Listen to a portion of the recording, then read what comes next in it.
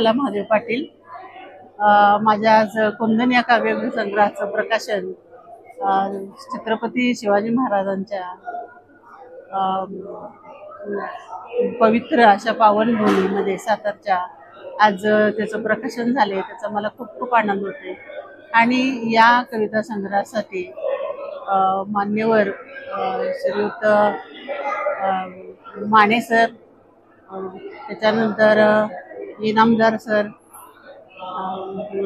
वर्षाताई Pawar sir, श्रीयुत Kamble sir या इत्यादींनी या ठिकाणी उपस्थिती लावली, माझ्या कार्यक्रमाची शोभा आणली। त्याबद्दल मी सर्वांची खूप खूप आभारी आहे। आणि हा कार्यक्रम या साताराच्या नगरीत होत आहे, आज संपन्न झाला, त्याबद्दल मला खूप खूप अभिमान आहे। यापुढे या काव्यसंग्रहाच्या नंतर माझं एक स्फुटलेखन आणि माझं स्वतःचं एक आत्मकथन मी लिहित आहे आणि त्याचंही प्रकाशन करण्याचा माझा मनोदय आहे।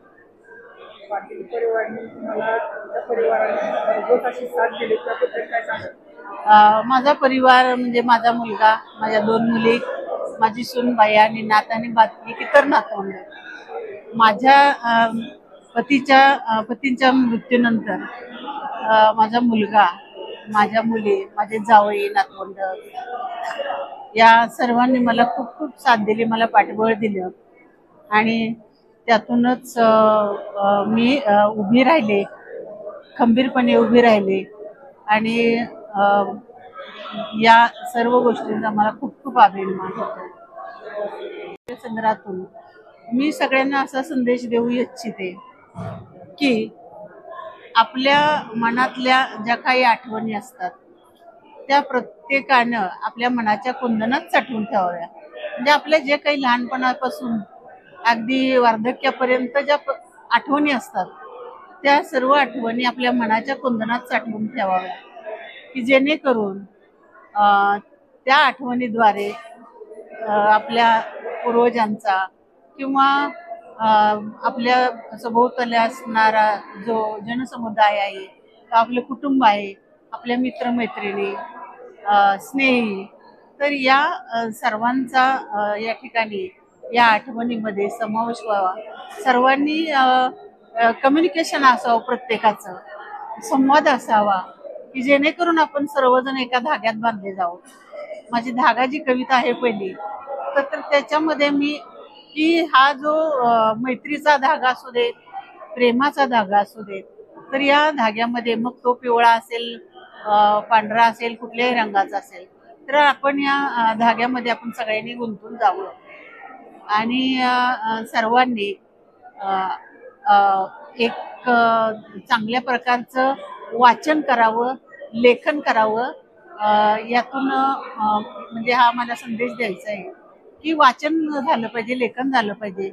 मोबाईल सारख्या या ज्या साधनं आहेत तर त्या साधनापासून थोडं दूर राहिलं पाहिजे, एवढंच मला वाटतं।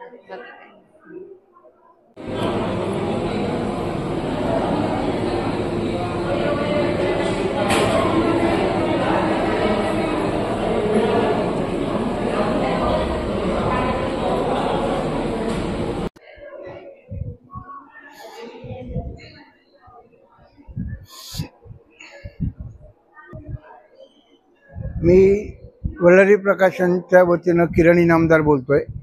वल्लरी प्रकाशनचा जो कोंदण हा साताऱ्यात काव्यसंग्रह प्रकाशित झाला, तो एक वल्लरी प्रकाशनच्या पण एक रेषा ओलांडणारा, लाईन क्रॉस करणारा कार्यक्रम झाला असं वाटतंय। धनंजय पाटील साहेबांनी ज्या प्रकारे कार्यक्रम केलं आणि ज्या प्रकारे आपल्या आईचा सन्मान आणि आपल्या आईच्या काव्याचा प्रकाशन सोहळा केला, तो प्रत्येक मुलांनी आपल्या आईच्या प्रती हे असं केलं पाहिजे, अशी स्टोरी निर्माण करणारा कार्यक्रम त्यांनी केला असं मला वाटतंय। आज तुम्ही सर्वजण आलात, आमच्या प्रेमापोटी आलात। कोंदण काव्य संग्रहाचं ज्या प्रकाशन झालं ते खरंच खूप भारावून जाणारं होतं। त्यासाठी महत्त्वाचं जे आपले आलेले सन्माननीय अध्यक्ष Rajendra Mane sir, Shri Chitnis sir, Venkatesh Kalyankar sir, doctor Sharad Pawar sir, माननीय किरण इनामदार सर, प्रदीप कांबळे साहेब, वर्षा देशपांडे मॅडम, तसेच गजानन ढगे, प्रगती जाधव मॅडम, श्वेतांबरी ढगे आणि सूत्रसंचालन प्रज्ञा कल्याणकर मॅडम, तुम्ही खूप सुंदर केलं. घेऊया. तर ऍक्च्युली सांगायचं असं की चला आज एक चांगला सुवर्णक्षण आमच्या कुटुंबाच्या आयुष्यामध्ये तुम्ही सर्वांनी लिहिला. तुम्ही सर्वजण आलात आणि या सर्व कार्यक्रमाची शोभा तुम्ही वाढवली, त्याबद्दल खरंच मनापासून कृतज्ञता व्यक्त करतो. कारण मॅडमचं बरोबर आहे की आभार प्रदर्शनापेक्षा कृतज्ञता ही फार महत्वाची आहे. Because abundance comes with all this things.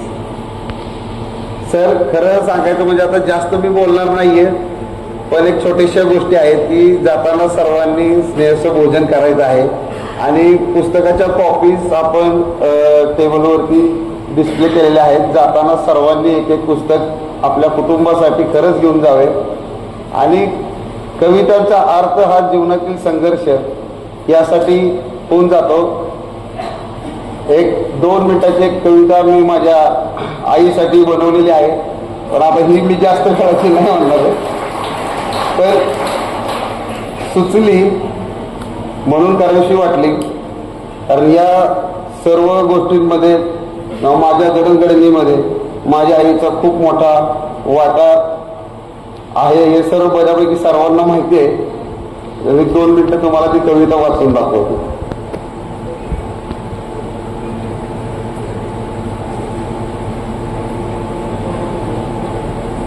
He AI केलेली नाही, ही मी केलेली. मात्र संजय काय असं नको व्हायला की अरे आईवरती कविता ही आहे 2 मिनिटात बनवून देते.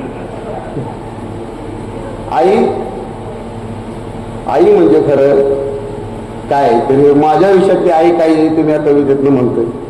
तू लढ म्हण, तू लढ मी आहे ती म्हणजे आई. तू जग मी जगेन ती म्हणजे आई. तू जेव माझं पोट भरलं असं म्हणते ती आई. तुझ्या चुका ऐकून घेते ती म्हणजे आई. तुला निस्वार्थी साथ देते ती म्हणजे आई. तुला सर्वांनी सोडलं तरी पदरात घेते ती म्हणजे आई. तुझ्या जिंकण्यासाठी आयुष्यभर हरत राहते ती तुझी आई. तू हसावं म्हणून आयुष्यभर रडत बसते ती आई. तुला कडेवर घेऊन कायम राजासारखी मिरवते ती म्हणजे आई. आणि महत्वाचं म्हणजे बापाला पण तुझ्यासारखा विरोध करते, बापालाही तुझ्यासाठी विरोध करते ती म्हणजे आई.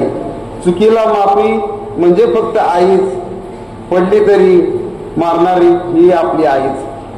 पोटात लाता खाऊनही जन्म देणारी आपली आई अशी असते आई. आई म्हणजे साक्षात परमेश्वर, आई म्हणजे जीवन. अशी आई म्हणजे जीवनातील एक पर्वणी. म्हणून तर आई म्हणजे परमेश्वर आणि परमेश्वर म्हणजे आई. स्वामी तिन्ही जगाचा आई विना भिकारी. तुमच्या सर्वांचे खूप खूप आभार. आणि आलात आपण सर्वांनी कार्यक्रमाची शोभा वाढवली त्याबद्दल मी मनापासून कृतज्ञता व्यक्त करतो. खूप खूप थँक्यू.